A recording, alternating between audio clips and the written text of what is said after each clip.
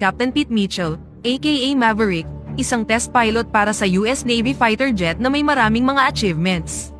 Kung hindi lang dahil sa katigasan ng kanyang ulo, malamang ay isa na siya sa pinakamataas na ranggo sa Navy. Sa panahong yun, sumakay si Maverick sa kanyang motorsiklo patungo sa fighter jet testing facility, kung saan ititest niya ang isang hypersonic scramjet, aka Darkstar.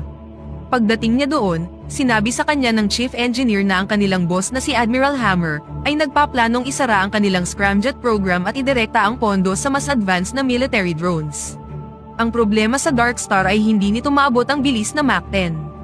Nang marinig ito, nagpasya si Maverick na i-push ang speed limit ng Darkstar bago dumating si Admiral Hammer. Let's give Mach 10. Hindi nagtagal, nagsimula na silang maghanda ngunit biglang dumating ang Admiral. Sa kabila ng utos ng Admiral na huminto sila, iginiit ni Maverick na ang prototype na kanyang papaliparin ay merong problema, ngunit ipinagpatuloy niya pa rin ang pagtest nito. Nang maabot niya ang inaasahang taas, ipinush niya pa ang speed limit ng Darkstar. Dahan-dahang tumaas ang gauge patungo sa Mach 10, at sa husay ni Maverick, sa wakas ay nakamit niya ito. Nagbunyi ang lahat ng nasa headquarters, ngunit hindi nasisiyahan si Admiral Hammer dito. Si Maverick, na palaging naghahangad na lampasan ang kanyang limitasyon, ay mas pinabilis ang jet at nakamit ang top speed na 10.1. Naging sanhi ito ng pag-overheat ng Darkstar, at ang koponan ay nawalan ng contact sa kanya. Kalaunan, sa ibang bahagi ng Amerika, pumasok si Maverick sa isang restaurant habang suot pa rin ang kanyang pilot uniform. Humingi siya ng maiinom, habang ang lahat ay nakatingin sa kanya. Hindi nagtagal, dumating ang isang rescue team at dinala siya pabalik sa US Naval Base. Kinabukasan, nakipagkita si Maverick kay Admiral Hammer. Ni-review ng Admiral ang mga kahangahangang achievements ni Maverick, at nagtataka kung bakit kapitan pa rin siya. Ipinaliwanag ni Maverick na ayaw niyang mapromote bilang Admiral dahil hindi na siya makakapagpalipad ng mga fighter jet. Nais ni Admiral Hammer na parusahan at alisin na sa serbisyo si Maverick dahil sa hindi niya pagsunod sa mga utos, ngunit sa halip, ipinadala niya si Maverick sa isang naval airbase sa California upang maging isang Top Gun instructor. Nabunyag na ideya ito ni Admiral Iceman, ang kaibigan at dating karibal ni Maverick 30 taon na ang nakakaraan. Si Iceman ay isa na ngayong commander para sa US Pacific Fleet, at inutusan si Admiral Hammer na ipadala si Maverick bilang isang Top Gun instructor. Kahit na na-transfer, masaya si Maverick sa assignment na ito. Pagdating ni Maverick sa base, sinalubong siya ni Admiral Cyclone at Admiral Warlock. Doon, ipinaliwanag ni Admiral Warlock ang misyon na kailangan nilang gawin. May mga illegal na uranium enrichment plant na lumalabag sa mga kasunduan ng NATO, at ang mga uranium na ito ay nagiging banta sa kanilang mga kaalyado. Ang pabrika ay nasa isang underground bunker sa isang lambak kung saan hindi gumagana ang GPS, at pinoprotektahan din ng isang heat-seeking missile system na nakakadetect ng mga fighter jet. Tinanong ni Admiral Cyclone si Maverick kung paano niya planong sirain ang pabrika. Pinag-aralan ni Maverick ang site, at nagmungkahi ng pag-atake gamit ang 2 pares ng F-18 fighter jet. Binanggit niya na napakahirap ng misyon dahil kahit na magtagumpay sila sa pagpapasabog sa pabrika, aatakihin sila ng mga fighter jet at missiles ng mga kalaban. Pumayag si Maverick sa misyon ngunit kailangan niya ng 3 pang piloto. Gayunpaman, nilinaw ni Admiral Warlock na ibinalik si Maverick hindi para lumipad kundi para sanayin ang 12 pinakamahusay na piloto mula sa iba't ibang squadron para sa misyon. Noong una, tumanggi si Maverick dahil hindi ito ang kanyang inaasahan. Ngunit dahil sa ito na ang kanyang huling opsyon at isang kahilingan mula sa kanyang matalik na kaibigan na si Iceman, sa wakas ay pumayag na siya. Pagkatapos ng meeting, pumunta si Maverick sa isang bar para mag-relax. Doon, nagulat siya nang makita ang dating kasintahang si Penny, na nagtatrabaho bilang isang bartender. Pinag-usapan nila ang mga nakaraan at in-enjoy ang company ng bawat isa. Gayunpaman, biglang pinatunog ni Penny ang bell at naghiyawan ang lahat. Itinuro niya ang isang bulletin board na merong rule na nagsasabi na ang sinumang Navy person na gumamit ng kanilang telepono sa bar ay dapat bumili ng isang round para sa lahat, bilang tanda ng paggalang sa mga kababaihan.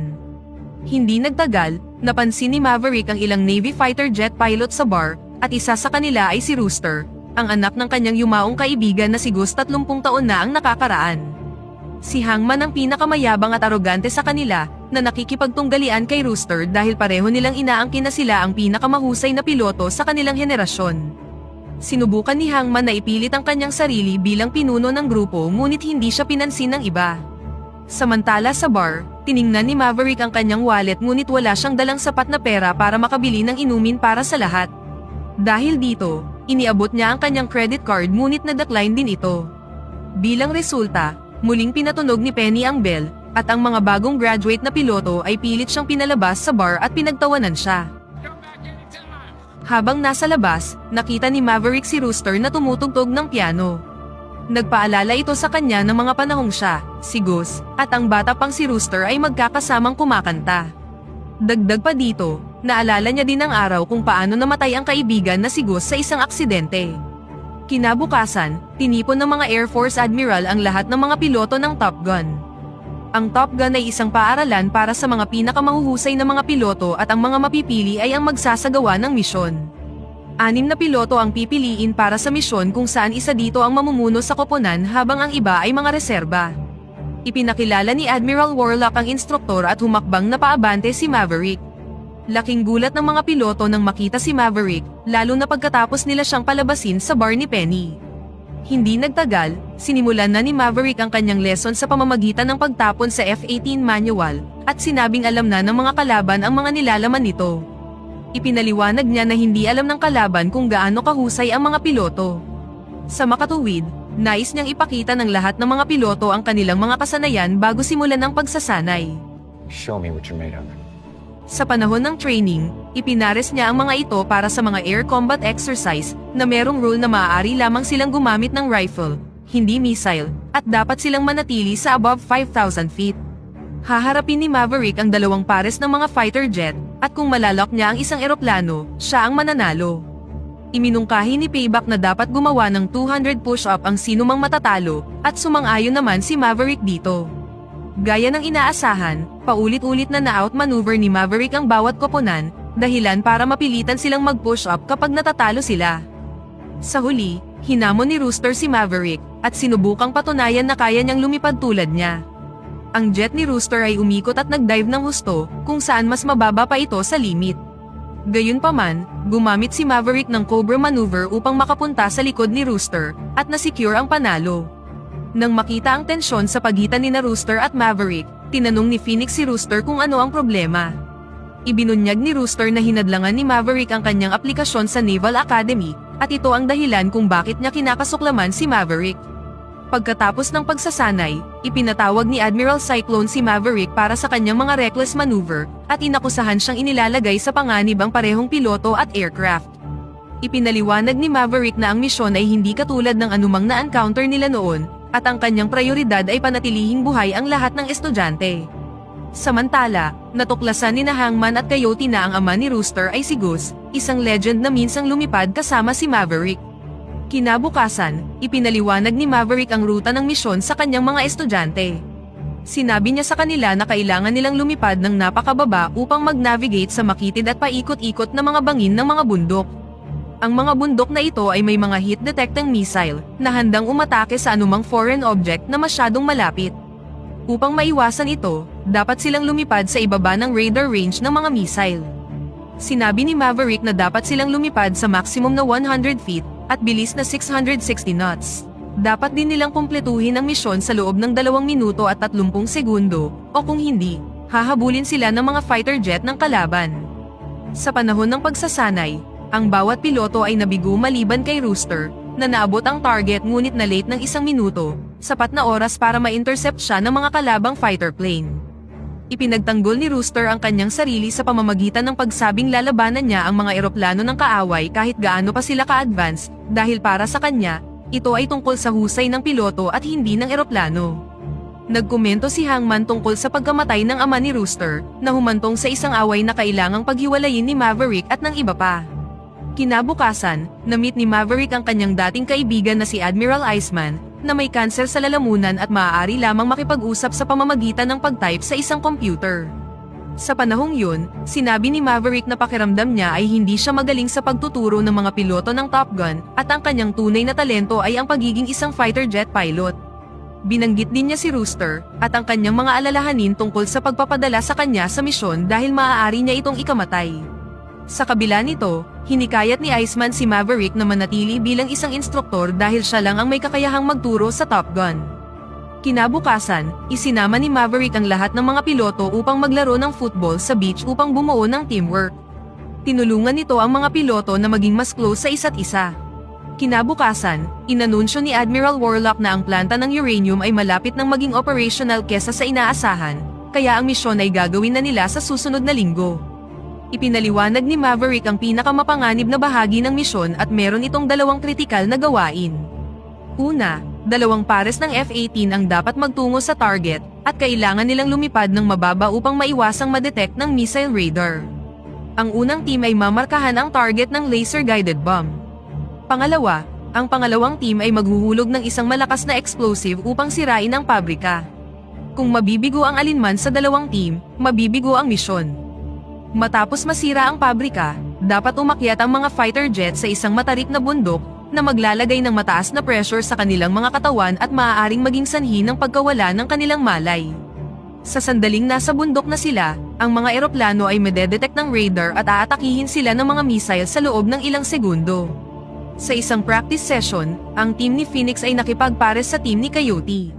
Nabigo si Coyote na ihulog ang bomba sa target at nawalan ng malay sa panahon ng dive. Nang makita ito, nilagay sa lock ni Maverick ang fighter jet ni Coyote, na nag-trigger ng alarm at tinulungan siyang muling magkamalay. Samantala, ang jet ni Phoenix ay tumama sa kawan ng mga ibon at sumabog, ngunit ligtas na nakalabas sina Phoenix at Bob. Sa panahon ng pagsasanay, ipinaalam ni Admiral Warlock kay Maverick na namatay na si Iceman. Pagkamatay niya, inalis ni Admiral Cyclone si Maverick sa kanyang tungkulin bilang Top Gun instructor. Nangatwiran si Cyclone na ang pamamaraan ng pagsasanay ni Maverick ay hindi makatotohanan, at siya na ang nag-take over sa klase. Si Maverick, na determinadong patunayan ang kanyang sarili, ay kinumpleto ang misyon sa loob ng 2 minuto at 15 segundo. Nang makita ito, hinirang na ni Admiral Cyclone si Maverick bilang pinuno ng koponan at sasama na siya sa misyon. Pagkalipas ng ilang araw, oras na para isagawa ang misyon at ang lahat ay nasa US carrier. Pinili ni Maverick ang pangunahing piloto para sa misyon, sina Rooster at Payback, kasama ang co-pilot na sina Funboy at Phoenix, habang sina Will, Bob, Hangman at ang iba pang mga piloto ay naka-standby. Bago magsimula ang misyon, hinikayat ni Hangman si Rooster na umuwi siya ng buhay. Hindi nagtagal, sumakay na ang mga piloto sa kanilang mga fighter jet at sinimulan na ang misyon. Bago pumasok sa teritoryo ng mga kaaway, nagpaputok ang carrier ng mga missile para sirain ang mga kalapit na airbase. Ang mga piloto ay meron lamang 2 minuto at 30 segundo upang tapusin ang kanilang misyon. Sa pagpasok sa teritoryo ng kalaban, nakita nila ang mga surface-to-air missiles sa may bangin, na handang atakihin ang anumang makita ng radar. Sa mga oras na yun, ipinaalam sa kanila ng carrier na 2 kalabang Su-57 aircraft ang nagpapatrolya sa lugar. Dahil dito, itinulak ni Maverick ang kanyang eroplano sa speed limit upang maabot ang target na lokasyon bago sila maunahan ng mga kalaban. Si Rooster, na nahuli sa likuran, ay pinabilis ang kanyang speed para makahabol. Samantala si Bob, ang co-pilot, ay inihanda na ang laser para markahan ang target. Matapos markahan ni Bob ang target, ibinagsak ni Maverick ang unang bomba. Pagkatapos ay ibinagsak ni Rooster ang pangalawang bomba, na matagumpay na sumira sa pabrika, at natapos nila ang unang yugto ng misyon. Sunod nito, ang mga piloto ay kailangang mag-navigate sa isang matarik na bangin pabalik, at sila ay naging mga target ng mga surface-to-air missile. Nag-deploy sila ng mga flare para makaiwas, ngunit naubusan si Rooster ng flare at hinabol ng 2 missile. Lumipad si Maverick upang protektahan siya, gamit ang sarili niyang mga flare, ngunit isang missile ang tumama kay Maverick at bumagsak ang kanyang fighter jet. Bagamat nakaligtas si Maverick sa pagbagsak, natagpuan naman niya ang kanyang sarili na pinapaulanan ng bala ng isang enemy chopper. Bago pa siya mapatay ng chopper, dumating si Rooster at pinasabog ito. Sa kasamaang palad, natamaan din ng missile ang jet ni Rooster. Nagmamadaling sumugod si Maverick sa kinaroroonan ni Rooster at nakahinga ng maluwag nang malamang buhay pa ito. What the hell were you even thinking? Nang ma-stranded sa kampo ng mga kalaban, nagplano ang dalawa na tumakas sa pamamagitan ng pagnakaw ng eroplano mula sa airbase. Gayunpaman, ang eroplanong nahanap nila ay isang lumang modelo. Sa kabutihang palad, gumagana pa rin ito ng maayos. Kahit nasira-sira na ang runway ng kalaban, nagawa pa ring makapag-take off ni Maverick, kung saan nasira lamang ang landing gear. Habang nasa himpapawid na sila, nakuha ng control center ang kanilang signal, na ikinagulat ng lahat sa pag-aakalang patay na sina Maverick at Rooster. Habang tumatakas, nakita nila ang dalawang enemy fighter plane sa ibaba nila. Dahil dito, nagpanggap sina Maverick at Rooster na nasa pareho silang team at binati ang mga ito bilang The Skies. Para siguraduhing makakauwi sila, nagpaputok si Maverick na puminsala sa isa sa mga fighter plane. Gayunpaman, ang isa ay naglock sa kanila at nagpaputok ng missile, ngunit minaniobra ni Maverick ang aircraft upang tumama ang projectile sa nahuhulog na jet. Pagkatapos ay luminya si Maverick sa likod ng natitirang jet ng kaaway at nagpaputok ng sarili niyang missile, ngunit madali itong naiwasan ng mas advanced na fighter plane. Nang muli sila nitong hinabol, nagdive si Maverick sa canyon, umaasang matatanggal nito ang pagkakalock sa kanila. Kahit na nasa palikulikong daan, ang isang ito ay nagawa pa ring makapaglock at nagpaputok, ngunit umiwas si Maverick gamit ang kanyang huling flare. Ngayong wala ng mga missile, flare at bala, sinubukan ni Maverick na umakyat at inutusan si Rooster na mag-eject, ngunit nag-malfunction ang ejection seat. Nang malapit na silang mawalan ng pag-asa, dumating si Hangman at pinasabog ang jet ng kalaban, na lumigtas sa kanilang dalawa. Hindi nagtagal, ligtas silang nakabalik sa base at ang lahat ay nag-cheer para kay Maverick, Rooster at Hangman. Nagyakapan sina Rooster at Maverick, at pagkatapos ay humingi ng tawad sa isa't isa. Makalipas ang ilang araw, makikita si Maverick na sinusuri ang isang eroplano kasama si Rooster. Ilang sandali pa, dumating ang kanyang kasintahan na si Penny at isinama siya ni Maverick sa isang plane ride. Sa huli, tiningnan ni Rooster ang larawan ng kanyang ama kasama si Maverick, at dito na nagtatapos ang pelikula.